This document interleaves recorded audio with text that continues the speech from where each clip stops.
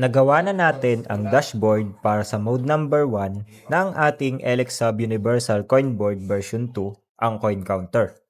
Kapag pinili natin ang mode na ito, ganito ang interface na lalabas. Una, makikita natin ang live counting.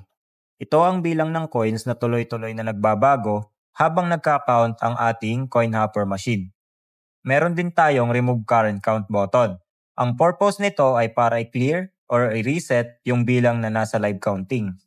Sunod ay ang total stored coins table, kung saan meron tayong coin type, total count, at actions. Dito naman natin ire-record lahat ng coins na nakukolekta o nabibilang. Sa pinakababa naman, makikita ang total amount of coins na siyang eksaktong kabuo ang halaga ng coins na nasa table. So paano ito gamitin? Halimbawa, may nabilang tayong 5 perasong 1 coin sa live counting. Dahil pareho silang 1 peso, pwede nating i-click ang add coin sa table.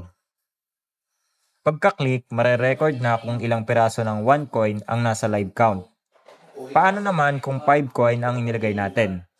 Ganun lang din. Kung ilang peraso ang nabilang sa live counting, iyon ang ilalagay natin sa table. Dahil meron tayong 10 pieces ng 5 peso coin, equal siya to 50. Plus yung 5 pieces ng 1 peso coin, equal siya sa 5 pesos. Lalabas na ang total amount ay 55 pesos. So ganun lang guys gamitin ang web server interface natin para sa ating mode 1. Sa susunod na mga video, ipapakita ko naman sa inyong interface sa para sa mode 2. So stay tuned lang guys.